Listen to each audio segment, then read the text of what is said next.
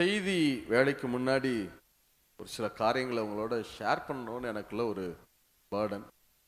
அதாவது காலம் செல்லாதுன்னு நம்ம கேள்விப்பட்டோம் இல்ல? என்ன செல்லாது? இப்ப காலம்லாம் கிடையாது. கடைசி மணித்துளிகள்ல, உண்மையாகவே கடைசி மணித்துளிகள்ல நாம நிற்கிறோங்கிறதான் நிஜம். என்னன்னா, நமக்கு வருகை வரப்போகுதுன்னு சொல்லியே இப்ப என்ன ஆயிப்போச்சு நமக்கு? அட போங்கப்பா, நீங்களும் 2000 வருஷமா என்ன செஞ்சுக்கிட்டு இருக்கீங்க? கரெக்டா சொல்லிய வருங்க, இப்படியே தான் சொல்லிட்டு இருக்கீங்க. பனங்காய் விழுந்தா கூட உடனே வருகை வரப்போகுதுன்னு சொல்லிடுறீங்க. மரத்துல இருந்து மாங்காய் விழுந்தா கூட என்னன்னு சொல்லிடுறீங்க? வருகையின் அடையாளம் அப்படின்னு சொல்லிடுறீங்க. அப்படிங்கிற மாதிரி ஆயிப்போச்சு. ஆனா உண்மை என்னன்னா, நீங்க உலகத்தின் பொலிட்டிக்கல் சிச்சுவேஷனையும் நடக்கிற காரியங்களையும் கவனிச்சிங்கன்னா, நம்ம வருகையினுடைய அதாவது காலம்லாம் இல்லை, கடைசி ஒரு சில அடிகளில் மட்டுமே நிற்கிறோம் அப்படிங்கிறத நிதர்சனமாய் பார்க்க முடியுது. உங்களுக்கு புரிய முடியாது சொல்றேனே. நீங்க வாட்ஸ்அப் யூஸ் பண்றீங்கல்ல, அதுல இப்போ ஒன்று வந்திருக்கு தெரியுமா? மெட்டா ஏஐ அப்படின்னு ஒன்று இருக்கா? என்ன இருக்கு அதுல? மெட்டா ஏஐன்னு ஒரு வந்திருக்குல்ல. இந்த வாட்ஸ்அப்பில் நீங்கள் இந்த மைக் பட்டனுக்கு மேலே பார்த்தீங்கன்னா ஒரு ரவுண்டு இருக்கும். மெட்டா ஏஐன்னு போட்டிருக்காங்களா? எல்லாருக்கும் தெரியும் தானே? AI technology, artificial intelligence. எங்களுக்கு இஸ்ரவேலில் இருந்து ஒரு சயின்டிஸ்ட், அவர் முதல்ல சயின்டிஸ்டாக இருந்தார். அப்புறம் முழு நேர ஊழியத்துக்கு தன்னை ஒப்பு கொடுத்து சயின்டிஸ்ட் வேலையெல்லாம் விட்டுட்டு இப்போ முழு நேர ஃபுல் டைம் மினிஸ்ட்ரி பண்ணுறார். அபாய் பட்டம்லாம் வாங்கிட்டார், படித்து பட்டம் வாங்கினார். அவர் ஒரு மெயில் பண்ணியிருக்கார். என்ன மெயில் அப்படின்னா, ஏஐ டெக்னாலஜியை குறித்து ரொம்ப கேர்ஃபுல்லா இருங்க. இப்ப இருக்கிறதுக்கு பேரு ஏஐ டெக்னாலஜி, சரியா? Artificial intelligence. அடுத்து ஒன்று வரப்போகுது. இன்னும் இந்த ஓராண்டு, இந்த 2026 முடிகிறதுக்குள்ள அது வந்துரும்னு சொல்றாங்க. பொதுமக்களுக்கு, மற்றவங்களுக்குலாம் வந்துருச்சு, கம்பெனிஸ்லாம் யூஸ் பண்ண ஆரம்பிச்சிட்டாங்க அதை. அதுக்கு பேர் எஸ்ஏஐன்னு சொல்றாங்க, சூப்பர் ஆர்டிஃபிஷியல் இன்டெலிஜென்ஸ். இப்ப நம்ம யூஸ் பண்றது ஏஐ. அடுத்து ஒன்று வரப்போகுது. அது என்னது? அது நமக்கு தான் வரல, பொது ஜனங்களுக்கு, வெகு ஜனங்களுக்கு இன்னும் புழக்கத்துக்கு வரலையே ஒழிய, கம்பெனிஸ்லாம் அதுக்கு என்ன செஞ்சுட்டாங்க? மூவ் ஆயிட்டாங்க. அதுக்கு பேர் எஸ்ஏஐ அல்லது ஏஜிஐன்னு சொல்றாங்க. ஏஜிஐன்னு சொல்றாங்க. ஆக்சுவலா அது ஒரு சிலர் பேர் மாத்திக்கலாம், ஆனா அதுக்கு அதாவது சூப்பர் ஆர்டிபிஷியல் இன்டெலிஜென்ஸ் அப்படிங்கிறாங்க. அடுத்த ஓராண்டு அல்லது ஈராண்டுக்குள்ள அடுத்து ஒன்று வரப்போகுது. அது ஆர்கனைஸ்டு இன்டெலிஜென்ஸ், ஓஐ வரப்போகுது. இப்ப இருக்கிறது என்னது? ஏஐ. அடுத்து வரப்போகுது என்னது? எஸ்ஏஐ. அடுத்து ஒன்று வரப்போகுது, அது என்னது? ஓஐ, ஆர்கனைஸ்டு இன்டெலிஜென்ஸ். என்ன பிரதர் வித்தியாசம்? ஏஐல நீங்க ஒன்ன கேட்டா உங்களுக்கு ஹெல்ப் பண்ணும், உண்மைதானா? நீங்க அதை எடுத்து ஏதாவது ஒரு கேள்வி கேட்குறீங்க. இப்ப அமெரிக்கால கலிபோர்னியால என்ன டைம் அப்படின்னு கேட்டா உங்களுக்கு பதில் சொல்லும். ஏஐல நீங்க ஏதாவது ஒரு உதவி கேட்குறீங்கன்னா உங்களுக்கு என்ன செய்யும்? பதில் சொல்லும். இப்ப நீங்க கேட்குறீங்க, எனக்கு ஒரு ஒயிட் ஷர்ட் வாங்கணும், எந்த கடையில வெள்ளை கலர் ஷர்ட் எந்த இடத்துல கிடைக்குது எனக்கு சொல்லு அப்படின்னா, உடனே டக்குன்னு உங்களுக்கு என்ன செஞ்சிடும்? இந்த இடத்துல கிடைக்குது, இன்ன வேலை அப்படின்னு உங்களுக்கு என்ன செஞ்சிருது? டக்குன்னு சொல்லும். இது ஏஐ. அடுத்து எஸ்ஏஐ வரப்போது பாருங்க. நீங்க கேட்க வேண்டியது இல்லை, அதுவாவே உங்களுக்கு சொல்லும், சஜஷன் கொடுக்கும். என்ன? உங்களுக்கு மெசேஜ் அனுப்பும், மெயில் அனுப்பும். டேவிட், நீ இந்த கடையில போய் ஒரு சிவப்பு கலர்ல உனக்கு ஒரு ஷர்ட் அங்க இருக்கு, நீ எடுத்துக்கலாம் அப்படின்னு சொல்லும், அதுவாவே சொல்லும். நீங்க உடனே எனக்கு எதுக்கு சிவப்பு கலர் சட்டை, நான் எதுக்கு எடுக்கணும்? அது பதில் சொல்லும். அடுத்த வாரம் உனக்கு பிறந்த நாள் வருது தானே, உனக்கு சிவப்பு கலர் தானே பிடிக்கும், அதை போய் அந்த கடையில் வாங்கிக்க. உனக்கு எப்படி தெரியும் என் பிறந்த நாள்னு? அதான் உன் ஃபேஸ்புக்கு, கூகுள் எல்லா அக்கௌண்ட்லையும் போட்டு வச்சிருக்கீல்ல, உன் பிறந்த நாள் தான் எனக்கு தெரியும் தானே. சரி, பிறந்த நாள் தெரியும், சிவப்பு கலர் தான் எனக்கு பிடிக்கும், உனக்கு எப்படி தெரியும்? அதான் உன் செல்ஃபி போட்டோ எல்லாம் போடுறியே ஸ்டேட்டஸ்ல, ஃபேஸ்புக்ல, அதுல மெஜாரிட்டி நீ ரெட் கலரா தானே போடுற. அப்பவே நான் தெரிஞ்சுக்கிட்டேன் உனக்கு என்னதான் பிடிக்குது. சிவப்பு கலர் சட்டை நீங்க கேட்காமலே உங்களுக்கு சஜஷன் கொடுக்கும். ஆனா ஆர்கனைஸ்டு இன்டெலிஜென்ஸ் வரப்போகுது பாருங்க, அது சஜஷன் கொடுக்காது, கமெண்ட் பண்ணும், கட்டளை கொடுக்கும். நீ இதைத்தான் வாங்கணும். நீங்க அதை தவிர வேற எதுவும் என்ன செய்ய முடியாது, செய்ய முடியாது. ஏன்னா அது ஆர்கனைஸ்டு இன்டெலிஜென்ஸ், எல்லாம் ஒரே நெட்வொர்க். இன்னும் கூட உங்களுக்கு புரிய முடியாது சொல்லனே, இப்படி சொன்னா உங்களுக்கு புரியும். இப்போ ஒரு பாஸ்டர் இருக்கான்னு வச்சுக்கிறோம். ஏஐல போய் அவர் கேட்கிறார், எனக்கு தாவீதை குறித்து ஒரு செய்தி கொடு, ஒரு செர்மன் கொடு அப்படின்னா அது என்ன செய்யுது, டக்குன்னு உடனே தாவீதுக்கு ஒரு 2 வசனம் இருக்கு, 2 விளக்கம்லாம் தெரியாது, அதுக்கு ஒரு ஒரு ஒரு அப்ராக்சிமேட் வெளிப்பாடுலாம் சொல்லி தராது. அப்படிலாம் வெளிப்பாடுலாம் ஏஐல தேட முடியாது. ஒரு சும்மா ஒரு ரெஃபரன்ஸ் என்ன செய்யுது, தாவீது இங்க பிறந்தாரு, இங்க வாழ்ந்தாரு, இப்படி இருந்து பண்ணாரு, இப்படி அரசாட்சி பண்ணாரு, அவர் பையன், அதுக்கு 2 வசனம், இதுக்கு 2 வசனம், டக்கடன்னு ஒரு செர்மன் கொடுத்துருது. ஆனா அடுத்து வர்ற சூப்பர் ஆர்டிபிஷியல் இன்டெலிஜென்ஸ் இருக்கு பாருங்க, அது என்ன செய்யும்னா நீங்க கேட்க வேண்டியது இல்லை, அதுவாவே உங்களுக்கு செய்தி அனுப்பும். என்ன, நீ அடுத்த வாரம் இந்த மீட்டிங் உனக்கு இருக்குதானே, வாலிபர் கூடுகை இருக்குதானே, ஆமா, அதுல பேசுறதுக்கு உனக்கு ஒரு 4 செய்தியை உனக்கு இமெயில் பண்ணிருக்கேன், அதுல இருந்து நீ பேசிக்க. எப்படி உனக்கு எப்படி தெரியும்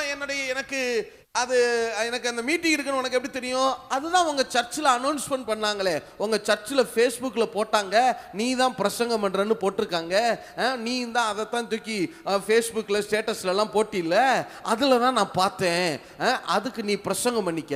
ஒரு 4 செய்தியை அதுவாகவே அனுப்பும். ஆனா ஆர்கனைஸ்ட் இன்டெலிஜென்ஸ் ஒன்று வரப்போகுது, அது என்ன செய்யும் தெரியுமா, கட்டளை கொடுக்கும், இதைத்தான் நீ பேசணும், அதை தவிர மாத்தி நாங்க பேச முடியாதுங்கிறாங்க. எங்க சர்ச்சில் ஆர்கனைஸ்டு இன்டெலிஜென்ஸ் அந்த வாரம் என்ன சொல்லுதோ, இப்ப நான் ஊழியக்காரனா இருக்கேன்னா, நான் பாஸ்டரா இருக்கேன்னா, எனக்கு அதை அனுப்பும், இந்த வாரம் இதைத்தான் நீ என்ன செய்யணும், பேசணும். அதை தவிர வேற எதையும் மாத்தி என்ன செய்ய முடியாது, பேச முடியாதான். ஏன்? எல்லாமே ஆர்கனைஸ்டு. எது? இந்த மைக்கு, இங்க இருக்கிற எல்இடி டிஸ்பிளே, இங்க இருக்கிற டிஜிட்டல் மிக்சரு, இந்த மானிட்டரு, ஸ்பீக்கரு, எல்லாமே ஒரே நெட்வொர்க்குள்ள இருக்கும், ஒரே ஆர்கனைஸ்டு இன்டெலிஜென்ஸுக்குள்ள, ஆர்கனைஸ்டு நெட்வொர்க்குள்ள, ஒருங்கிணைக்கப்பட்ட ஒரு நெட்வொர்க்குள்ள இருக்கும். சோ அது சொல்றதை தாண்டி இங்க எதுவுமே பேச முடியாது. என்ன சொல்றாங்க, சின் பாவம் அப்படின்னு சொல்ல முடியாதா? ஓஐ வந்த பிறகு நான் மைக்ல என்ன செய்ய முடியாது, இப்ப நீங்கள் பாவம் செய்யக்கூடாது சொல்ல முடியாதான். டக்குன்னு உடனே என்ன வரும், எனக்கு மெசேஜ் வரும், பாவம்லாம் நீ பேசக்கூடாது. ஏன்னா இந்த மைக்குடைய சாஃப்ட்வேர், இங்க இருக்கிற டிஜிட்டல் மிக்சர், முதல்ல அனலாக் வச்சிருந்தோம். அனலாக்னா என்ன, நம்மளே எல்லாம் செய்யறது. இப்பெல்லாம் சொல்றாங்க அனலாக் மிக்சர் ஒன்று வச்சுக்குங்க, டிஜிட்டல் மிக்சரை டிஜிட்டலைஸ்டா போகாதீங்க, எல்லாமே டிஜிட்டல் ஆயிடுச்சு இல்லையா. இந்த டிஜிட்டல் மிக்சருக்குள்ள சாஃப்ட்வேர் இன்பில்ட்டாவே வரும். அது இன்பில்ட் ஆகலைன்னா கூட ஒவ்வொரு வாரமும் அதை அப்டேட் பண்ணுவான். என்ன, இந்த வாரம் அது சாஃப்ட்வேர் அப்டேட் ஆகும், அது நெட்வொர்க்ல கனெக்ட் ஆகி தான் இருக்கும், ஒய்ஃபைல கனெக்ட் ஆகி தான் இருக்கும். இந்த வாரம் அதுல அப்டேட் பண்ணிடுவாங்க, என்ன சின் அப்படின்னு அப்டேட் பண்ணிடுவாங்க. சின் அப்படிங்கிற வார்த்தையை சொன்னா டக்குன்னு மைக் மியூட் ஆயிரும், ஆஃப் ஆயிரும். உடனே எனக்கு மெசேஜ் வருமா, நீ பாவம் எல்லாம் பேசப்படாது, விக்கிரக ஆராதனை, டக்குன்னு மைக் ஆஃப் ஆயிரும். நீ என்ன செய்யக்கூடாது, அதெல்லாம் பேசக்கூடாது. நீ சூப்பர்ஃபிஷியலா பேசிட்டு போயிரு, கர்த்தர் உங்களை ஆசீர்வதிப்பார், கர்த்தர் உங்களோட இருப்பார், ஸ்தோத்திரம் அல்லேலூயா, போயிட்டு வாங்க, அப்படிதான் பேசணும். இந்த ஓஐக்கு பின்னாடி தான் அந்தி கிறிஸ்து உட்கார போறான். எதுக்கு பின்னாடி? இந்த ஓஐ டெக்னாலஜி இருக்கு இல்லையா, அதுக்கு பின்னாடி தான் இது. இன்னும் ஏதோ இப்படி ஏதாங்க இவங்க சொல்லிட்டே இருப்பாங்க, பனங்காய் விழுந்தாலும் கர்த்தர் வரப்போகிறார், பனம்பழம் மாங்காய் விழுந்தாலும் யாரு வரப்போறாரு, இவங்களுக்கு ஒரு வேலையே கிடையாதுங்க அப்படின்னு நம்ம நினைச்சிட்டு இருந்தோம்ல. நினையாத வேலையில சொல்லுங்க, என்ன வேலையில இப்பெல்லாம் வருவாரா அப்படின்னு நம்ம நினைச்சுக்கிட்டு இருந்தோம் பாருங்க, நினையாத வேலையில தான் அவர் வரப்போறார் இல்ல. இந்த ஆர்கனைஸ்டு இன்டெலிஜென்ஸ் எல்லாவற்றுக்கும் ரெடி ஆக்கிட்டாங்க. நீங்க அதை மீறி எதுவுமே செய்ய முடியாது. நீங்க என்ன கலர் ஷர்ட் போடணும், என்ன கலர் பேண்ட் போடணும், எந்த பொருள் அதை மட்டும்தான் அது உங்களுக்கு காட்டும். வேற எதுவுமே உங்களுக்கு என்ன செய்யாது, காட்டாது. அந்த ஆர்கனைஸ்டு இன்டெலிஜென்ஸுக்கு பின்னாடி தான் சத்துரு வந்து உட்கார போகிறான். நாங்கெல்லாம் என்னன்னா வருகை வரப்போது தெரியும். ஆனா இந்த கடைசி ஸ்டெப்பை இந்த அளவுக்கு வேகமா எடுத்து வைப்பானான்னு நாங்கெல்லாம் உண்மையாகவே எதிர்பார்க்கல. கடைசி ஸ்டெப் எடுத்து வச்சுட்டான். சடனா இப்படி லாஸ்ட் மூவ இப்படி அவன் எடுத்து வைப்பான்னு நாங்க யாருமே என்ன செய்யல, எதிர்பார்க்கல. இப்ப வந்து மனசுக்குள்ள கொஞ்சம் குறுகுறுங்குது. என்ன, இன்னும் கொஞ்சம் ஊழியத்தை விரைவுபடுத்தி இருக்கலாமோ, டயர்டு பார்க்காம, அலைச்சல் பார்க்காம இன்னும் கொஞ்சம் ஊழியங்களுக்கு சென்றிருக்கலாமோ, சபைகளுக்கு டேட் கொடுத்துருக்கலாமோ, ஜனங்களை என்கரேஜ் பண்ணியிருக்கலாமோ, கர்த்தரிடம் கொஞ்சம் நடத்தியிருக்கலாமோன்னு இப்ப மனசு என்ன செய்யுது, கொஞ்சம் பதபதைக்குது. என்ன கடைசி ஸ்டெப் டக்குன்னு வச்சுட்டான். யாருமே எதிர்பார்க்கல. ஏஐ வரும், அடுத்த அது வந்து ரிலீஸ் ஆன ஃபியூ மந்த்ஸ்லயே எஸ்ஏஐ வரும். அது வந்த ஓராண்டு ஈராண்டுக்குள்ளேயே என்ன வந்துடும், ஓஐ வந்துடும், ஆர்கனைஸ்ட் வந்துடும். அதைத்தான் அவன் ஹேண்டில் எடுக்க போறாங்கிற இந்த கடைசி ஸ்டெப்பை யாருமே எதிர்பார்க்கல. ஆனா சத்துரு கடைசி ஸ்டெப் எடுத்து வச்சிட்டான். இப்பவே அதாவது நான் என்னுடைய அனுபவங்களை சொல்றது இல்லை, என்னை சொல்றதுக்காக நான் வரல. பட் நான் அதை கண்கூட பார்த்ததை உங்களுக்கு சொன்னா உங்களுக்கு அது புரியும் தானே, அதனால நான் சொல்றேன். இதை நான் எதுலயோ படிச்சுட்டு கேள்விப்பட்டுட்டு ஏதோ வீடியோல பார்த்துட்டு அப்படி சொல்லலை. டைரக்டா நான் பார்த்ததை, கண்ணால பார்த்ததை நான் சொல்றேன். ஆணுஎஃப்சி லாஸ்ட் இயர் மார்ச்ல ஆஸ்திரேலியா போயிருந்தோம். அங்க ஒரு சிஸ்டர், ஒரு 40 ஏஜ் தான் அவங்களுக்கு. ஆனா ஏஐ டெக்னாலஜில ஜீனியஸ், பயங்கரமான ஜீனியஸ்னா எந்த அளவுனா, இலான் மஸ்கு, பில் கேட்ஸ் அவங்களோட உட்கார்ந்து பேசுற அளவுக்கு பயங்கரமான ஜீனியஸ். ஆஸ்திரேலியால டிவிலலாம் சர்வசாதாரணமாக அவங்க பேசுறாங்க. ரொம்ப யங் ஷாப்பு, பிலீவர் தான், இயேசு ஏற்றுக்கொண்டவங்க, பயங்கரமான ஜீனியஸ். அவங்க என்கிட்ட சொல்றாங்க, பிரதர் லாஸ்ட் இயர், அதாவது நான் சொல்றது 2025 பிப்ரவரி மார்ச் மாதத்துல பிரான்ஸ்ல ஒரு மாநாடு, ஏஐ மாநாடு நடந்திருக்கு. உலக தலைவர்கள் எல்லாம் போனாங்க. உலக தலைவர்கள் எல்லாம் கூடி ஒரு மாநாடு நடத்துறாங்க. ஒரு மீட்டிங்ல பேசுறாங்க. அந்த மீட்டிங்ல அந்த சிஸ்டர் இருந்திருக்காங்க. என்ன பேசியிருக்காங்கன்னா, அவங்க என்ன பேசினாங்கன்னா, ஏஐ டெக்னாலஜினால இந்த உலகத்துல பல லட்சக்கணக்கான ஜனங்கள் வேலை இழக்க போகிறார்கள். இது நடக்கும், கண்டிப்பா நடக்கும். இதை யாரும் தடுக்க கூடாது, தடுக்கவும் முடியாது. நாங்க தடுக்கவும் விட மாட்டோம். ஏஐ கண்டிப்பா வரும், எஸ்ஏஐ கண்டிப்பா வரும், ஓஐ கண்டிப்பா வரும். யாரும் தடுக்கவும் கூடாது, தடுக்கவும் முடியாது. ஆனா இந்த வேலை இழக்கிறாங்கல்ல ஜனங்கள், அவங்கெல்லாம் பெரிய போராட்டம் பண்ணுவாங்க. பல நாடுகள் என்ன செய்ய போகுது, இந்த வேலை இழப்புனால போராட்டங்கள் ஏற்படும். நீங்க எப்படி அந்த போராட்டத்தை கண்ட்ரோல் பண்ண போறீங்க, இதைத்தான் பேசியிருக்காங்க. ஒவ்வொரு நாட்டு தலைவரும் இந்த போராட்டங்களை நாம எப்படி ஒடுக்கலாம், அதை எப்படி மடை மாற்றலாம், வேற எந்த பிரச்சனையை கிளப்புனா இந்த பிரச்சனை அடங்கும் இல்ல. அதுக்கு என்ன சொல்லியிருக்காங்க, உங்களுக்கு பணம் தர்றோம். எப்படி, அதாவது இந்த கொரோனா காலத்துலலாம் எல்லா நாடுகளுக்கும் உலக வங்கி, IMF, இன்டர்நேஷனல் மானிட்டரி ஃபண்ட், அதெல்லாம் இருந்து கோடிக்கணக்கில் பணங்களை கொடுத்தாங்க. கவனிச்சிருக்கீங்களா, பார்த்தீங்களா? அதை போல இந்த கலவரத்தை அடக்க எல்லா நாடுகள்லையும் இது வரப்போகிறது. எப்ப, 2026 மார்ச்னு சொல்லியிருக்காங்க. போன வருஷம் இது நடக்குது. எந்த வருஷத்துக்குள்ள இது நடக்க போகுது, 2026 மார்ச்சுக்குள்ள பல நாடுகள்ல கலகங்கள், போராட்டங்கள் வெடிக்க போகுது. இதை எப்படி நீங்க கண்ட்ரோல் பண்ணலாம், அப்படி கண்ட்ரோல் பண்றதுக்கு நாங்க உங்களுக்கு எவ்வளவு பணம் வேணும், உங்களுக்கு எவ்வளவு பணம் நாங்க தரணும்னு பேசியிருக்கோம் இல்ல. 2000 இப்ப நீங்க தெரியுமா உங்களுக்கு, பல நாடுகள் உலகமெங்கு ஒரு பெரிய பொருளாதார பெருமந்தம் வரப்போகிறது. பல நாடுகள் என்ன செய்யறாங்கன்னா, இப்ப அமெரிக்கால, லண்டன்ல, ஆஸ்திரேலியால என்ன சொல்றாங்க, இங்க இருக்கிற இந்தியர்கள் என்ன செஞ்சிருங்க, அவங்க நாடுகளுக்கு என்ன செஞ்சிருங்க, போயிருங்கன்னு வெளியேற்றுறாங்க. இமிகிரன்ஸ் அத்தனை பேரையும் உங்க நாடுகளுக்கு போங்கன்னு சொல்றாங்க. ஏன் போங்கன்னு சொல்றாங்கன்னா, அவங்க என்ன நினைக்கிறாங்கன்னா, ஏன் நாட்டில் இருக்கிறவனுக்கே வேலை இல்லை, நீ ஏன் இங்க வந்து இருக்கணும், நீ உன் நாட்டுக்கு போய் உன் பிரச்சனையை பார்த்துக்க, ஏன் நாட்டில் இருக்கிறவனுக்கே சாப்பாடு கிடைக்குமான்னு என்ன செய்யல எங்களுக்கு தெரியல. அப்படிப்பட்ட இடுக்கத்தை நோக்கி உலகம் போகிறது. அப்படிப்பட்ட இடுக்கம்.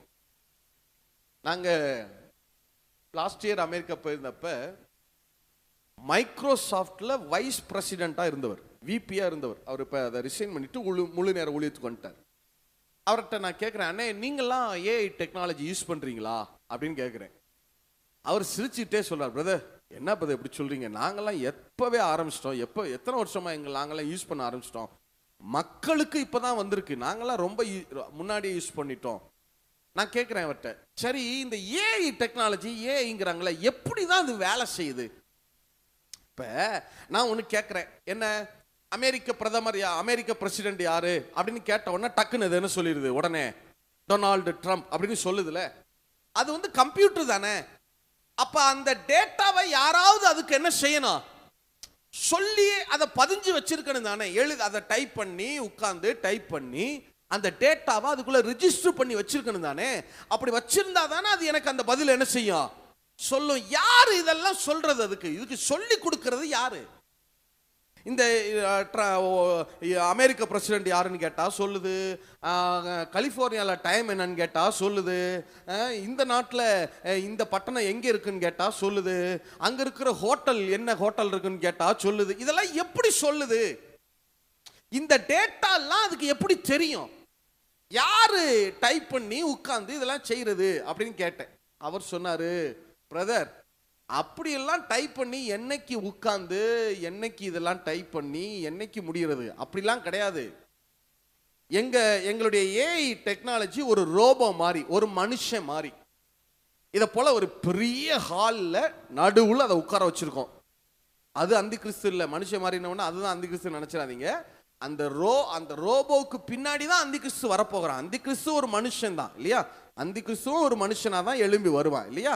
அப்ப அந்த அந்த அந்தி கிறிஸ்துவின் ஆவியை உடையவனா அவன் எழும்பி வருவான் இல்லையா. அப்ப ஆனா அந்த ரோபோவை நாங்க ஒரு மனுஷன் மாதிரி செஞ்சிருக்கிறோம், அதை ஒரு பெரிய ஹால்ல உட்கார வச்சிருக்கோம். அதுக்கு முன்னாடி பெரிய ஸ்கிரீன்ஸ், நிறைய எக்கச்சக்கமான ஸ்கிரீன்ஸ் வச்சிருக்கோம்.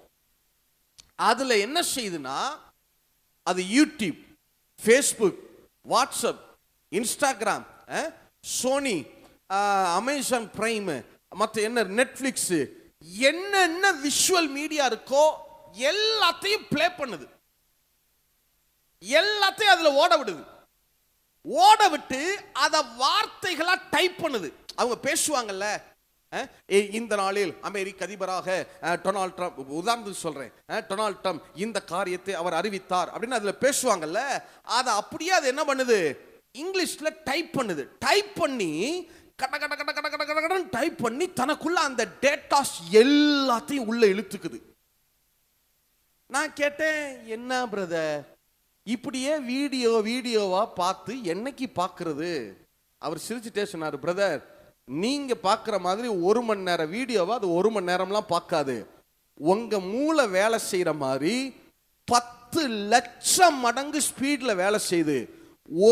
ஒரு மணி நேர வீடியோவை 10 செகண்ட்ல இருந்து 30 செகண்ட்ஸ்க்குள்ள 10 என்றதுக்குள்ள 1 மணி நேர வீடியோவை சல்லன்னு பார்க்குது, கட கட கட கட கடன்னு பார்க்குது. அந்த டேட்டாஸ் அப்படியே உள்ள எடுத்துக்குது. ஓ இந்த வீடியோல இப்படி சொல்றாங்க, டக்குன்னு எடுக்குது. அடுத்த வீடியோ டக்குன்னு எடுக்குது, அடுத்த வீடியோ டக்குன்னு எடுக்குது, அடுத்த வீடியோ டக்குன்னு எடுக்குது. இதை ஒரு லாங்குவேஜில் செய்யல, தமிழ்ல எடுக்குது, ஹிந்தியில பார்க்குது, தெலுங்குல பார்க்குது, கன்னடத்துல பார்க்குது, மலையாளம், பிரெஞ்சு, ஜெர்மனு, எல்லா லாங்குவேஜ்லையும் பார்த்து எல்லா டீட்டெயிலையும் கேதர் பண்ணுது. அது கிட்ட இல்லாத டீட்டெயிலே கிடையாது, எல்லாத்தையும் எடுத்து உள்ள வச்சுக்குது.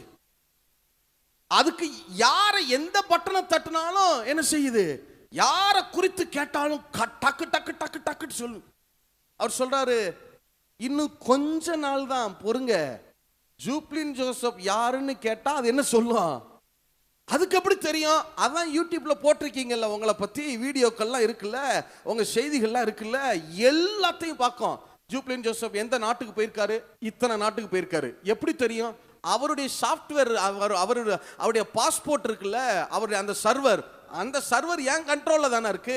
அதுல பார்த்தேன், இவர் இத்தனை நாட்டுக்கு போயிருக்காரு, இடுத்து இந்த நாடுகளுக்கு போக பிளான் பண்ணியிருக்காரு. உனக்கு எப்படி தெரியும்? அவர் கேலண்டர்ல தானே பதிஞ்சு வச்சிருக்காருல, இந்த நாட்டுக்கு போறேன்னு.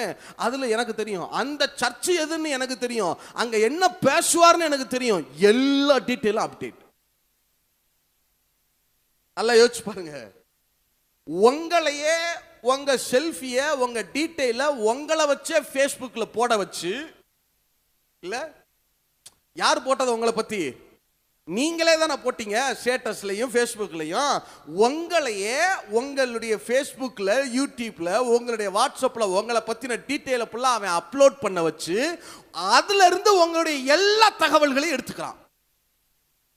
இந்த உலகத்துல எந்த மனுஷனை பத்தி கேட்டாலும் அவனுக்கு தெரியும். அப்டேட் எல்லாத்தையும் அப்படியே ரெடி பண்ணி எடுத்து வச்சுக்கிறான். இல்ல அந்த ஓயில தான் அதுக்கு பின்னாடி தான் சத்துரு வந்து என்ன செய்ய போறான்? அந்தி கிறிஸ்து உட்கார போறான். இது ஏதோ இன்னும் 50 வருஷம் 100 வருஷம்லாம் கிடையாது. ஓராண்டு ஈராண்டு தான் சொல்றாங்க. இந்த ஆர்கனைஸ்டு இன்டெலிஜென்ஸ் வர்றதுக்கு என்ன சொல்றாங்க? 1 வருஷம் 2 வருஷம் தான். அதுக்கு பிறகு நீங்க அவன் பர்மிஷன் இல்லாம எதையுமே என்ன செய்ய முடியாது, செய்ய முடியாதுங்கிறாங்க.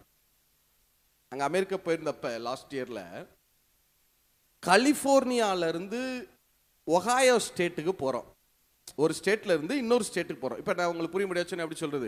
தமிழ்நாட்டில இருந்து கேரளா போறது, ஆந்திரா போற மாதிரி வச்சுக்கோங்களேன், கர்நாடகா போற மாதிரி வச்சுக்கோங்க. போயிட்டோம். இது பக்கத்துல இருக்கு. நாங்க கொஞ்சம் தள்ளி போனோம், தூரமா போனோம். டெல்லின்னு வச்சுக்கிறோம். டெல்லி போற மாதிரி போயிட்டோம். அங்க போய் என்னுடைய ஏடிஎம் கார்டை எடுத்து நான் ஏடிஎம் மிஷின்ல போட்டா அது சொல்லுது, நீ போய் உன் பேங்கை கான்டாக்ட் பண்ணு அப்படின்னு சொல்லுது. ஏன்னா அது பேங்கை போய் கான்டாக்ட் பண்ண சொல்லுதுன்னு சொல்லிட்டு அங்க இருந்த ஒரு பிரதர் கிடைச்சா, அவர் அதே பேங்க்ல மேனேஜர், அந்த ஊர்ல இருக்கிற பேங்க்ல அவர் மேனேஜர். அவர்கிட்ட கேட்டா அவர் செக் பண்ணிட்டு, அதெல்லாம் ஒன்றும் இல்லை பிரதர், இந்த பேங்க் அக்கௌண்ட் கலிபோர்னியாவில் இருக்கிற அக்கௌண்ட், உங்க பேர்ல கலிபோர்னியாவில் இந்த அக்கௌண்ட் இருக்கு. ஆனா நீங்க இந்த ஊருக்கு வந்துட்டீங்கல்ல, அப்படி வந்தீங்கன்னா எங்கிட்ட சொல்லிட்டு தான் நீங்க வரணும். எங்கிட்ட சொல்லி பெர்மிஷன் வாங்கிட்டு நான் இந்த ஊருக்கு போறேன், எனக்கு ஏடிஎம் கார்டு எனக்கு வந்து ஒர்க் ஆகணும்னு சொல்லிட்டு வரணும். அப்பதான் இது ஒர்க் ஆகும், செக்யூரிட்டி ரீசனுக்காக. அவர் என்ன சொல்றாருன்னா, நீங்க அந்த மாநிலத்தை சேர்ந்தவர் தானே, நீங்க எதுக்கு இங்கே வர்றீங்க? அப்பனா வேற யாராவது உங்க ஏடிஎம் கார்டை திருடிட்டு வந்துட்டாங்களா? அதுக்காக நாங்க அதை பிளாக் பண்ணிடுவோம். நான் கேட்டேன், பேங்க் அக்கௌண்ட் ஏன் அக்கௌண்ட், கடக்கிற பணம் ஏன் பணம், ஏடிஎம் கார்டு ஏன் ஏடிஎம் கார்டு, நான் எதுக்கு உங்ககிட்ட சொல்லணும்? அவர் சொல்றாரு, இல்ல பிரதர், இதெல்லாம் ஒரு செக்யூரிட்டி ரீசன். அதாவது வேற யாராவது உங்க கார்டை திருடிட்டீங்க வந்திருந்தா எப்படி தெரியும்? அதுக்காக தான் நாங்க இப்படி பிளாக் பண்றோம். நான் அடுத்து கேட்டேன், சரி நீங்க செக்யூரிட்டி ரீசன் சொல்றதெல்லாம் இருக்கட்டும், சரி அடுத்து என்னட்ட பணம் இருக்கு, என்னட்ட கார்டு இருக்கு, எல்லாமே இருக்கு, ஆனா என்னால எதுவும் என்ன செய்ய முடியல. இப்ப நீங்களே எனக்கு ஒரு மெயில் அனுப்பி, எது பேங்க்ல இருந்து எனக்கு ஒரு மெயில் பண்றீங்க, என்ன, அந்தி கிறிஸ்துவின் ஆட்சியை நீ ஏற்றுக்கொண்டால் தான் உன்னுடைய பேங்க் அக்கவுண்ட் வேலை செய்யும், நான் இதை ஏற்றுக்கொள்ளுகிறேன் அப்படின்னு கையெழுத்து போட்டு ஒரு ஃபார்மை கொடுத்தாதான் உன் அக்கவுண்ட் வேலை செய்யும்னு நீங்க சொல்ல மாட்டீங்கன்னு என்ன நிச்சயம்? நம்ம ஊர்ல கொஞ்ச நாளைக்கு முன்னாடி சொன்னாங்க, நினைவு இருக்கா? உங்க ஆதார் கார்டை எதோட இணைக்க சொன்னாங்க? பேங்க் அக்கௌண்டோட இணைக்க சொன்னாங்களா? இணைக்க சொன்னாங்க. ஒரு ஃபார்ம் எழுதி, என்னுடைய அக்கௌண்ட் இது, என் ஆதார் கார்டு நம்பர் இது, நான் இது உண்மை என்று, இந்த தகவல்கள் உண்மை என்று நான் ஏற்றுக்கொள்கிறேன், இதில் தவறாக நான் பொய் சொல்லியிருந்தால் என் மேல் இது நடவடிக்கை எடுக்கலாம் அப்படின்னு இங்கிலீஷ்ல இருந்துச்சு. நம்ம படிக்கிறதெல்லாம் கிடையாதுல, இங்கிலீஷ்ல எழுதி என்ன பண்ணி விட்டோம், அதுல கையெழுத்து போட்டு கொடுத்தோம்ல. அடுத்து ஒரே ஒரு இமெயில் உங்களுக்கு, என்ன, அந்தி கிறிஸ்துவின் ஆட்சி மலருகிறது. நீ அந்தி கிறிஸ்துனா டைரக்டா அந்தி கிறிஸ்துன்னு சொல்ல மாட்டான், அதானே இல்லையா? அதை வந்து நயமா சொல்லுவான். எப்படி? One world. உங்களுக்கு அப்படி கவர்ச்சியா இருக்கும் பாருங்க அதை கேட்கறதுக்கே. இப்ப உங்ககிட்ட வந்து சொல்றான், என்ன பிரதர் இனிமே உங்க பாஸ்போர்ட் எடுத்துக்கிட்டு நீங்க எந்த நாடுகளுக்கும் போகலாம். One world. அமெரிக்கா போகலாம், ஆஸ்திரேலியா போகலாம், சுவிட்சர்லாந்து போகலாம். அப்படியே அங்க இருக்கிற மலைகளை பார்த்து நீங்கள் அனுபவிக்கலாம். உங்களுக்கு பரந்த உலகம் உங்களை வரவேற்கிறது அப்படின்னு போட்டா உங்களுக்கு எப்படி இருக்கும்? பிரதர் கையெழுத்த போடுவோம் பிரதர். என்ன பிரதர், அங்கெல்லாம் போய் சுவிசேஷம் சொல்லலாம் தானே பிரதர், அங்கெல்லாம் நாங்க போய் முழங்கால் போட்டு ஜெபம் பண்ணிடுவோம் பிரதர். என்ன பிரதர் பெரிய அந்தி கிறிஸ்து 666 கையெழுத்த போடுங்க பிரதர், அப்புறமா பார்த்துக்குவோம். அவனுக்கு தெரியும் உங்களை எப்படி போட வைக்கிறதுன்னு. என்ன சொன்னா நீங்க கையெழுத்து போடுவீங்கன்னு அவனுக்கு தெரியும். நேரடியா வந்து இயேசுவுக்கு எதிராளி, அந்தி கிறிஸ்துவின் ஆட்சியை ஏற்றுக்கொள்ளணும் அப்படிலாம் சொல்ல மாட்டான். பேதுரு எழுதும்போது தெளிவா எழுதுறாரு, நய வஞ்சகமான வார்த்தைகளினாலே விழப்பண்ணி. எதனால விழப்பண்ணி? நய வஞ்சகமான. அப்ப வந்து உங்களுக்கு வந்து அவன் சொல்றது வந்து ரொம்ப நயவசனமா பேசுவான். இப்பெல்லாம் சொல்றாங்க தெரியுமா, இலவசம்னு சொல்லாதீங்க, விலை இல்லாத பொருள்னு சொல்லுங்க. என்ன நியாயம்? திருடன் கிடையாதான் இப்பெல்லாம் தெரியுமா, திருடன் அப்படின்னு சொல்லக்கூடாதான், பிறன் பொருள் விரும்பி. எப்படி இருக்கு? என்னவா? கள்ள உறவு கிடையாதான், திருமணம் கடந்த உறவு. வார்த்தைகள்லயே வஞ்சகத்தை பாருங்க. அப்ப சத்துரு உங்கள்கிட்ட நம்மகிட்ட வரும்போது நான் தான் அந்தி கிறிஸ்து அப்படி சொல்லிட்டு வருவான்னு நினைச்சீங்களா? அப்படிலாம் வரமாட்டான். அந்த அந்த வார்த்தைகள் அவனுக்கு தெரியும். என்ஜாய் தி ஒன் வேர்ல்ட் அப்படின்னு போட்டு அப்படியே கலரா அப்படியே பிரிண்ட் பண்ணி enjoy the whole world, no visa, no no immigration process, எந்த ப்ராசஸ் கிடையாது, நீங்கள் எந்த நாடுகளுக்கும் போகலாம், ஒரே ஒரு கையெழுத்து நீங்கள் போட வேண்டும். என்ன சொல்லுவீங்க நீங்க? அதெல்லாம் போகலாம் பிரதர், பார்த்துக்குவோம் பிரதர். என்ன 666 கையெழுத்து போட்டா அப்படியே ஆயிருமா, நம்ம ஏற்றுக்கிறோம்னு அர்த்தமா? அங்கே போய் சுவிசேஷம் சொல்லுவோம், என்னென்ன சொல்லுவோம் நம்ம. அவனுக்கு தெரியும். இந்த சத்தம் உலகம் ஃபுல்லா கேட்குது. இப்போ ஒன் வேர்ல்ட் எல்லா நாடுகளுக்குள்ளேயும் சொல்லப்படுது. இங்க கிடையாது. உங்க நாட்டுக்குள்ள எந்த பிரிவுகள் இருக்கக்கூடாது, ஒரே உலகம்தான், ஒரே அரசாட்சி, ஒரே கொடையின் கீழே வர வேண்டும். இந்த சத்தம் வேர்ல்டு ஃபுல்லா கேட்குது, உலகம் ஃபுல்லா கேட்குது. உலகத்தையே பல நாடுகளை கண்ட்ரோல் எடுத்துட்டாங்கன்னு சொல்றாங்க. பல நாடுகளை அவன் என்ன செஞ்சிட்டான், அவனுடைய கட்டுப்பாட்டுக்குள் அது வந்துருச்சுன்னு சொல்றாங்க. இந்த 4 சுவத்துக்குள்ள உட்கார்ந்துருக்கீங்களா? உங்களுக்கு 4 பக்கம் எது தெரியுது? சுவர் இருக்கா? இப்ப நான் இந்த சுவரை தூக்கி அத்திப்பள்ளியில போட்டேன். இந்த சுவரை எங்க கட்டியிருக்கேன்? கிருஷ்ணகிரியில கட்டியிருக்கேன். இந்த பக்கம் சுவரை தேன்கனி கோட்டை அந்த பக்கம் போட்டாச்சு, இந்த பக்கம் சுவரை அங்கிட்டு கேஜிஎஃப் பக்கம் கொண்டு போய் போட்டாச்சுன்னு வைங்க. உங்களுக்கு எது தெரியாது? சுவரே தெரியும். ஆனா எதுக்குள்ளதான் இருப்பீங்க. ஆனா நீங்க என்ன நினைப்பீங்கன்னா, எவ்வளவு சுதந்திரம் பத்தியா, என்ன என்ஜா என்ன அப்படின்னு நினைச்சிட்டே இருப்பீங்க. ஆனா எதுக்குள்ளதான் இருக்கீங்க? சுவத்துக்குள்ள. இல்ல, இந்த இந்த சட்டம் எல்லா நாடுகளிலும் கொண்டு வரப்படுகிறது. சீனால வந்துருச்சு, பல கம்யூனிஸ்ட் நாடுகள்ல வந்துருச்சு, நெதர்லாந்து, யூரோப் கண்ட்ரீஸ்ல பல நாடுகள்ல இந்த சட்டங்கள் வந்துருச்சு. அண்டர் த கண்ட்ரோல், ஒரு கட்டுப்படுத்தப்பட்ட லைஃப். அந்த கட்டுப்பாடு யார் கையில் இருக்க போகுதுங்கிறது தான் இப்ப விஷயம். இல்ல, அதனால நீங்களும் நானும் நினைக்கிற மாதிரி ஏதோ வருகை ரொம்ப தூரம்லாம் இல்லை.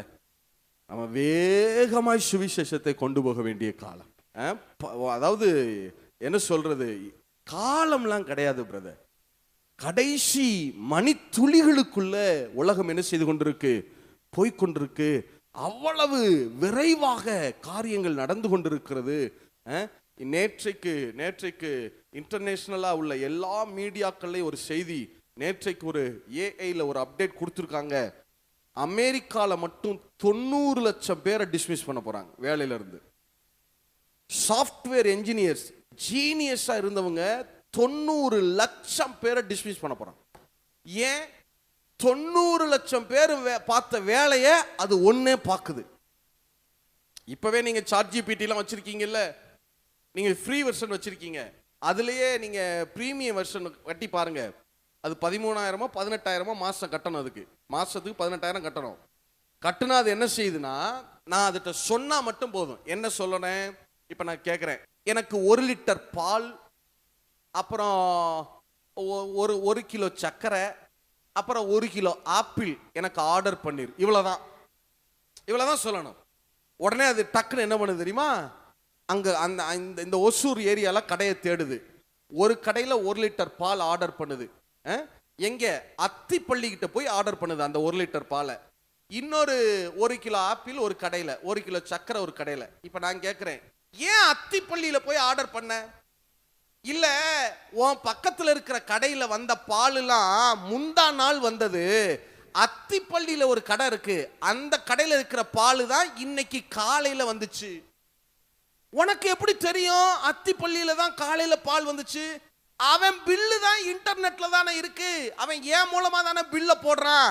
இந்த கடையில எல்லாம் முந்தா நாள் பில் போட்டாங்க, அவன் தான் இன்னைக்கு போட்டிருக்கான், அங்கதான் ஃப்ரெஷ்ஷா இருக்கு, அதனால உனக்கு நான் அங்கே ஆர்டர் போட்டிருக்கேன் சொல்லுது. சரி ஆர்டர் போட்டிங்கிற, உனக்கு எப்படி காசு? அதான் அக்கௌண்ட் ஏடிஎம் கார்டு கிரெடிட் கார்டுலாம் என்னடா தானே இருக்கு, அதுல இருந்து நான் பணத்தை பே பண்ணிட்டேன், உனக்கு இன்னும் கொஞ்சம் நேரத்தில் பால் வந்துடும், அவனுக்கு வேணா டிப்ஸ் நீ கொடு, நீ கொடுக்கலைன்னா நான் கொடுத்துருவேன். ஆப்பிள் இந்த கடையில தான் ஃப்ரெஷ்ஷா இருக்கு, எப்படி உனக்கு தெரியும்? அவன் பில்லு ஏன் கண்ட்ரோல் தானே. அமெரிக்கால இப்போவே நீங்க ஃப்ளைட் டிக்கெட்லாம் சொன்னா போதும், நான் இங்க இருந்து பெங்களூர்ல இருந்து நான் மதுரை போகணும், இத்தனாம் தேதி போகணும், எனக்கு ஃப்ளைட் டிக்கெட் இன்ன டைமுக்குள்ள போட்டுருன்னா அதுவாகவே ஃப்ளைட் டிக்கெட் எடுத்து என் பாஸ்போர்ட் எடுத்து அதுல டைப் பண்ணி பாஸ்போர்ட் நம்பரு, என் பேரு, ஏஜ், அப்பா பேரு எல்லாம் போட்டு ஃபில் பண்ணி டிக்கெட் ஃபார்மை ஃபில் பண்ணி டிக்கெட்டுக்குரிய காசை பே பண்ணி எனக்கு என்ன அனுப்பிச்சிருது. இது நான் என்ன எங்கேயோ இல்லை, இப்போ உங்க ஜாட்சிபீட்டில் நீங்க 18,000 மாசம் கட்டினீங்கன்னா உங்களுக்கு அந்த வேலையை அது செய்யுது. இப்போ அமெரிக்கால உள்ள சட்டம் என்னன்னா, நீங்க ஒரு சபர்ப்ல இருக்கீங்க, சபர்ப்னு என்ன சொல்றது, ஒரு குறிப்பிட்ட ஏரியால இருக்கீங்கன்னு வச்சுக்கிறோமே, இந்த ஏரியால இருந்தா நீங்க இந்த ஏரியால இருக்கிற ஒரு 3 பங்க்ல தான் பெட்ரோல் போட முடியும், வேற எங்கேயும் போய் போட முடியாது, போட விடாது உங்களை. உங்க ஏடிஎம் கார்டை எப்படி வச்சிருக்காங்கன்னா, நீங்க அதுக்கு தெரியும், நீங்க வழக்கமா எந்த பங்க்ல போய் கார்டை போடுறீங்க, இந்த பங்க் இங்க தான் நீங்க யூஸ் பண்றீங்க, அங்க மட்டும் தான் யூஸ் பண்ணணும், அதை தாண்டி இன்னொரு பங்குக்கு போனீங்கன்னா டக்குன்னு பிளாக் பண்ணிடும். பணம் இருக்கு உங்ககிட்ட, கார்டு இருக்கு, ஆனா என்ன செய்ய முடியாது, பொருளை வாங்க முடியாது. இது எப்போவெல்லாம் நடக்கல, இப்பவும் நடக்குது. அதனால என்னன்னா ஏதோ தூரத்தில் வருகை இருக்கு அப்படிலாம் கிடையாது. இவ்வளவு சீக்கிரம் சத்துரு தன்னுடைய கடைசி அஸ்திரத்தை எடுப்பான்னு உண்மையாகவே டு பி பிராங்கா சொல்றேன், நாங்க யாருமே எதிர்பார்க்கல. இப்ப எங்களுக்கு என்ன செய்யறதுன்னு தெரியல, தகச்சு இப்ப எப்படி சுவிசேஷத்தை வேகமா கொண்டு போறது, மீடியாவை பயன்படுத்துறதா, ஆட்களை பயன்படுத்துறதா, என்ன செய்து சுவிசேஷத்தை கொண்டு போகலாம், தெருவில் இறங்கி கத்துவோமா அப்படிலாம் சில நேரம் தோணுது. எனக்கு ஏர்போர்ட்லாம் உட்கார்ந்து போது, ஆண்டவரே இயேசு நல்லவர் எந்திரிச்சு கத்தட்டா, இவங்களுக்கெல்லாம் எப்படி சொல்றது, ஓடிட்டு இருக்காங்களே என்ன செய்யறது அப்படிலாம் தோணுது. இல்ல பிளைட்ல உள்ள போனா ஒரு கத்திருவோமா, என்ன ஆனாலும் பரவாயில்ல, இயேசுதான் மெய்யான தெய்வம், கத்திருவோமா பேசாம. ஏன்னா கடைசி கட்டத்தில் கொண்டு வந்து நிறுத்திட்டானே. காரிருள் பூமியை மூடுகிறது. பயப்படாதீங்க, இதெல்லாம் கேட்டு நீங்க பயப்படக்கூடாது. ஏன்னா ஆண்டவர் அப்படித்தானே சொல்லுது, இதெல்லாம் கேட்கிற போது நீங்க என்ன பண்ணக்கூடாது, நீங்க பயப்படாதீங்க. காரிருள் பூமியை மூடலாம், ஆனாலும் கர்த்தர் நீதியின் சூரியனாய் உங்கள் மேலே உதிப்பா. உலகத்துக்கே வேலை இல்லாம போகலாம், ஆனா ஆண்டவர் உங்களை போஷிப்பாரு. மகா வறட்சியான காலங்களிலும் அவர் உங்களை போஷிப்பாரு, உங்கள் ஆத்துமாக்களை அவர் திருப்தியாக்குவாரு. நான் ஏன் இதெல்லாம் உங்கள்கிட்ட ஷேர் பண்றேன்னா, நிறைய ஜெபம் பண்ணுங்க, ஆண்டவருடைய சமூகத்தில் அமர்ந்து நிறைய என்ன பண்ணுங்க, ஜெபம் பண்ணுங்க. வருகையினுடைய காரியங்கள் ரொம்ப சீக்கிரத்தில் இருக்கிறது. ஆகையினால வருகையினுடைய காரியம் ரொம்ப சமீபமா இருக்கிறது. ஒவ்வொரு நாளும் ஜெபம் பண்ணுங்க. உங்க பிள்ளைகளுக்காக என்ன செய்யுங்க, நிறைய ஜெபம் பண்ணுங்க. ஆத்துமாக்களுக்காக நிறைய என்ன செய்யுங்க, ஜெபம் பண்ணுங்க. ஊழியர்களுக்கு தேவன் அந்த வாக்கு வல்லமையை கொடுக்கணும். எதை கொடுக்கணும்? அப்போஸ்தலர்கள் ஜெபம் பண்ணாங்கல்ல, எழுப்புதல் வரும்போது முதல்ல என்ன கேட்டாங்க, ஊழியர்களுக்கு என்ன கொடுங்க, நீங்க வாக்கு வல்லமை கொடுங்க, அந்த வார்த்தையில் அதிகாரம் கொடுங்க, ஜெபம் பண்ணுங்க. இனி வருகிற நேரம்னு தான் சொல்லணும், மணித்துளிகள்னு தான் சொல்லணும். இப்பெல்லாம் காலையில எழுந்த உடனேயே இன்னைக்கு என்ன பண்ணியிருக்கான்னு நமக்கு தெரியலையே அப்படிங்கிற மாதிரி வேர்ல்டுடைய காரியத்தை கொஞ்சம் பார்க்க, இதுக்கு சில ஃபாரம்லாம் இருக்கு, சில என்ன சொல்றது, சில ஸ்காலர்ஸ்லாம் அப்டேட் பண்ணிட்டு, அதுவும் என்ன சொல்றாங்கன்னா, அதை சொல்ல மறந்துட்டேன், வீட்டில் பைபிள் வாங்கி வைங்க, ஒரு 10 பைபிளாவது வீட்டில் வாங்கி வைங்க. இப்போ என்ன வழக்கமாயிருச்சுன்னா, எதுலையே நம்ம யூஸ் பண்ண ஆரம்பிச்சிட்டோம் பைபிளை, மொபைலில், டேபில். அது தப்பு சொல்லலை நான். இப்போ என்னாலாம் பைபிளில் டெக்ஸ்டில் படிக்க முடியாது, மொபைலு டேபு தான் படிக்க முடியும், அதை தவறு நான் சொல்லலை. ஆனால் இப்படியே போயிடாதீங்க, பைபிள் வாங்கி வைங்க, என்னென்ன வெர்ஷன் கிடைக்குமோ வாங்கி வைங்க. பிள்ளைகளுக்காக ஒரு பைபிள் என்ன செய்யுங்க, எழுத்து வைங்க, வாங்கி வைங்க. ஏன்னா கடந்த 2-3 மாதத்துக்கு முன்னாடி ஒரு சம்பவம் நடந்துச்சு. அமெரிக்காவில் ஒரு ஒரு ஒரு ஃபேமஸான ஒரு வெப்சைட், அதில் இந்த விக்கிபீடியான்லாம் சொல்லுவாங்களே, அது மாதிரி அது ஒரு வெப்சைட்.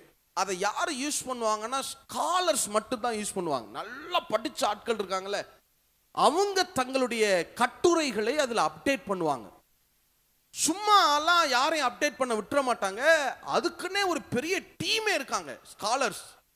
அவங்கெல்லாம் சேர்ந்து அதை சரி பார்ப்பாங்க, இந்த கட்டுரை சரிதானா, சயின்ஸை குறித்து, கணக்கை குறித்து, மொழிகளை குறித்து, வியாதிகளை குறித்து பல காரியங்கள் அப்டேட் பண்ணுவாங்க. அதில் வந்து என்னென்னா, ஒன்லி ஸ்காலர்ஸ், பயங்கரமான முத்தி படித்த ஆட்கள் இருக்காங்க, அவனுக்கு தான் அப்டேட் பண்ணுவாங்க. எத்தனை அதில் கட்டுரைகள் இருந்துச்சு தெரியுமா? 80 லட்சம் கட்டுரைகள் இருந்துச்சு. 80 lakhs அதில் தீசிஸ் அதில் இருந்துச்சு. யாரோ ஒருத்தர் என்ன பண்ணிட்டார்னா, கூகுள் நிறுவனம் இருக்குல்ல, கூகுள் நம்ம சர்ச் பண்றோம்ல, அவங்க என்னெல்லாம் தவறு செய்யறாங்க, எப்படி எல்லாம் ஃப்ராடு பண்றான் அப்படின்னு சொல்லி நீட்டா கிளியரா ஆதாரத்தோட ஒரு கட்டுரையை எழுதி அப்லோட் பண்ணிட்டான். ஒரே நாள் இரவு தான் 80 லட்சம் கட்டுரைகளையும் கூகுள் டெலீட் பண்ணிடுச்சு. எத்தனை லட்சம்?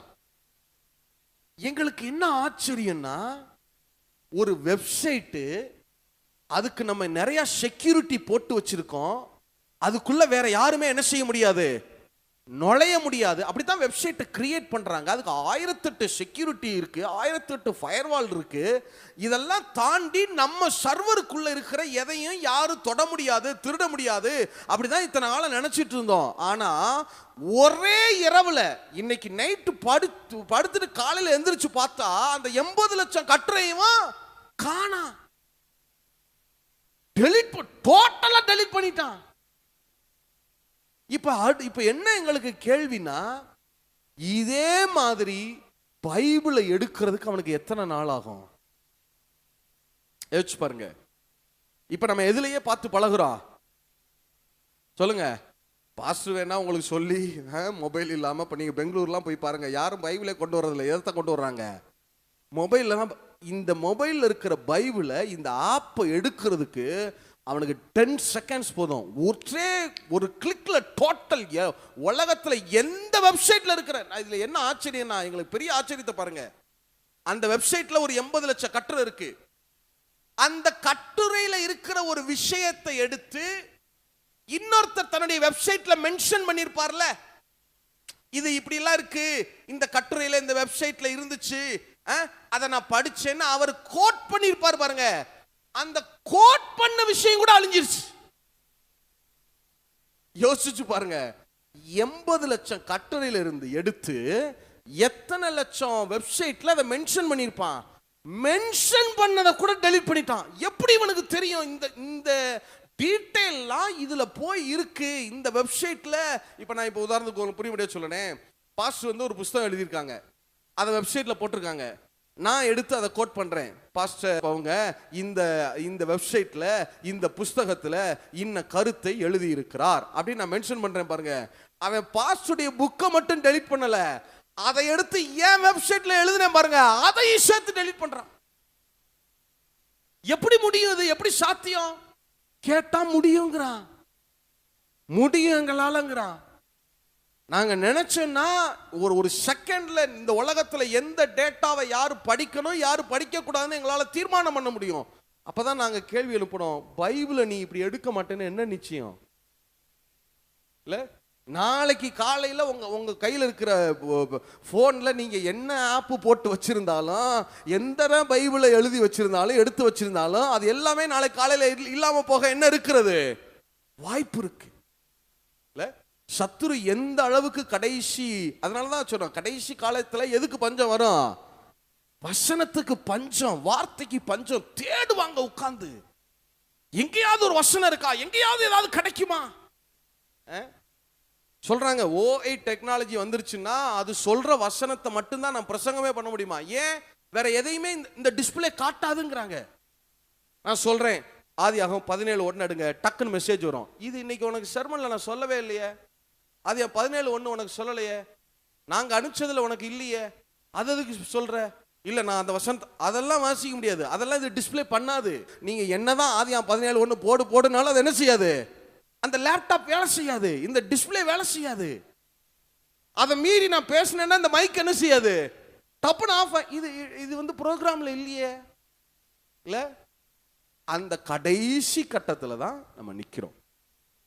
அதனால வருகை என்பது ஏதோ தூரத்தில் இருக்க. இப்படியே நம்ம என்ன செய்யலாம்? சாப்பிடலாம், இப்படியே நம்ம வாட்டுக்கு என்ன செய்யலாம்?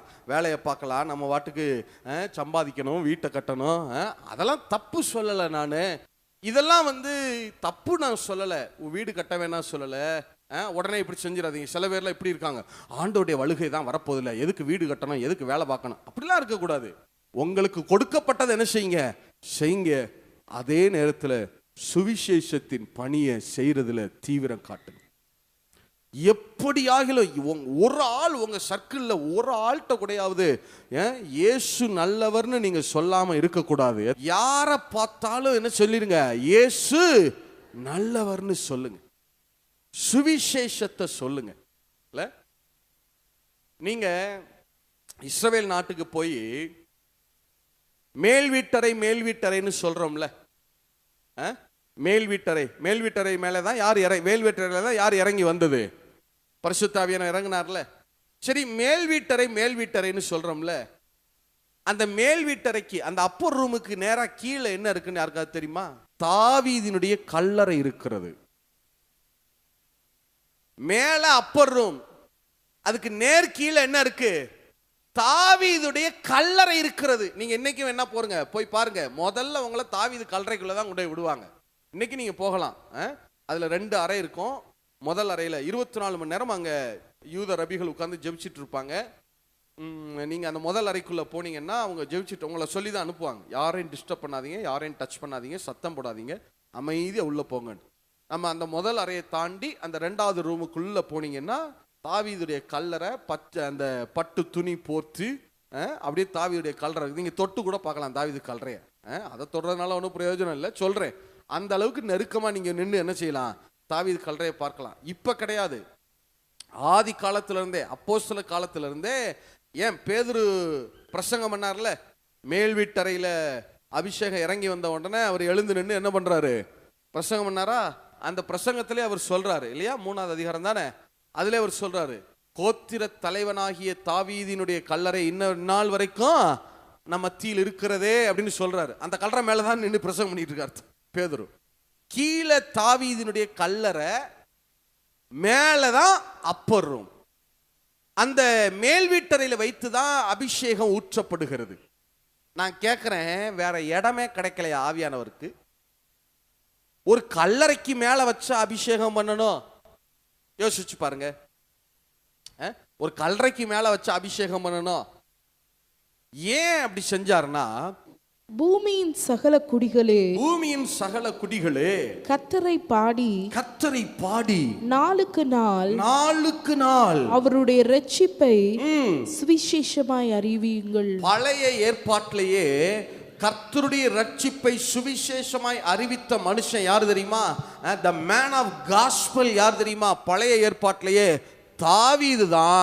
நாளுக்கு நாள், தமிழ்ல நாளுக்கு நாள்னு இருக்கு, இன்னொரு மொழிபெயர்ப்புல இருக்கு, நாள்தோறும் சுவிசேஷத்தை பிரஸ்தாவப்படுத்துங்கள். தாவீது எப்படிப்பட்ட ஆள் தெரியுமா? ஒவ்வொரு நாளும் அவன் எழுந்து சொல்லுவானா. எப்படி?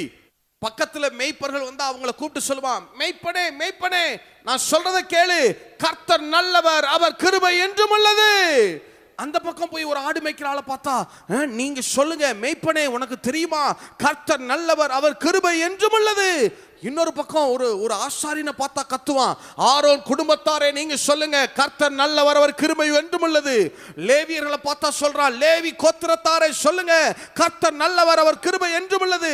சூரியனை பார்த்தா சொல்றான், சூரியனே சந்திரனே நீங்க சொல்லுங்க கர்த்தர் நல்லவர், அவர் கிருபை என்றும் உள்ளது. எங்க போனாலும் யார பார்த்தாலும் இஸ்ரவேல் குடும்பத்தாரே நீங்க சொல்லுங்க கர்த்தர் நல்லவர், அவர் கிருபை என்றும் உள்ளது. யாக்கோபின் வீட்டாரே நீங்க சொல்லுங்க கர்த்தர் நல்லவர். எல்லா இடத்துலயும் சுவிசேஷத்தை பிரஸ்தாபம் பண்ணிட்டே இருந்தான். பழைய ஏற்பாட்டிலேயே அவனை போல சுவிசேஷத்தை சொன்னாலும் வேற மனுஷனே கிடையாது. கர்த்தர் பார்த்தார். நல்லா கவனிச்சு பாருங்க, தாவீது மரிச்சு 1000 வருஷம் ஆச்சு. எத்தனை வருஷம்? 1000 வருஷம். கல்லறையில் அடக்கம் பண்ணியாச்சு, அடக்கம் பண்ணியாச்சு. இப்ப ஆவியானுடைய அபிஷேகத்தை ஊற்றணும். புதிய ஏற்பாட்டு சபை, பழைய ஏற்பாட்டில இருந்தே சபை இருக்கு. புதிய ஏற்பாட்டில் கிறிஸ்துவின் சிலுவை மீது அஸ்திபாரம் போடப்பட்ட, புது உடன்படிக்கையின் மேல் அஸ்திபாரம் போடப்பட்ட அந்த புதிய ஏற்பாட்டு சபை அவருடைய இரத்தத்தினாலும் அவருடைய மாம்சத்தினாலும் கட்டப்படுகிற அந்த புதிய ஏற்பாட்டு சபை இருக்குல்ல, அதை இப்ப பிகின் பண்ணணும், அதை ஆரம்பிக்கணும், அந்த அபிஷேகத்தை ஊற்றணும், சபையை துவக்கணும். அதுக்கு எங்க தெரிவு செய்தார் தெரியுமா? எந்த இடத்தை தெரிவு செய்தார் தெரியுமா?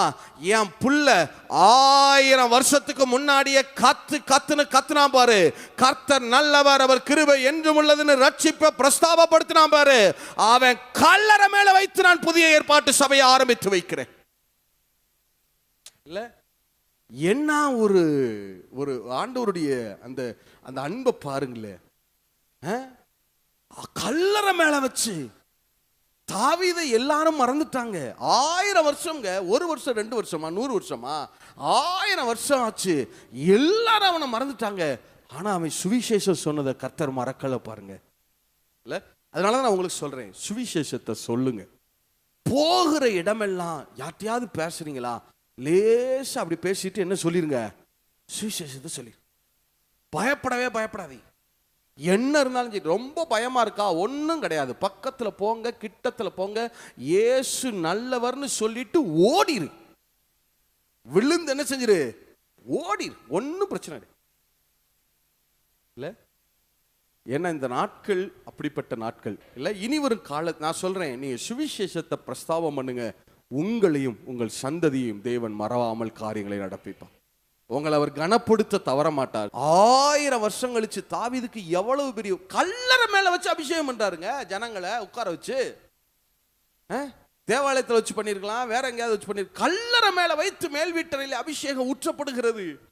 என்ன ஒரு ஆச்சரியம் இல்ல. அவனுக்கு எலும்புகள் கூட அங்க இருக்குமான்னு தெரியாது. ஒன்னும் அங்க மிச்சம் இருக்க போறது இல்ல. அடக்கம் பண்ண இடம்ன்ற பேர் தான் இருக்கு, அவ்வளவுதான். ஒன்னும் உள்ள இருக்க போறது கிடையாது. ஆனா கூட இல்ல, என் புள்ள சுவிசேஷம் சொன்னவன், அவனுடைய அவன் அடக்கம் பண்ணப்பட்ட இடம், அந்த இடத்துல வச்சு நான் சுவிசேஷத்தை மறுபடியும் துவக்குகிறேன். இல்ல அவர் உங்களை கனம் பண்ணுவார். எத்தனை பேர் ஆமீன் சொல்ல முடியும்?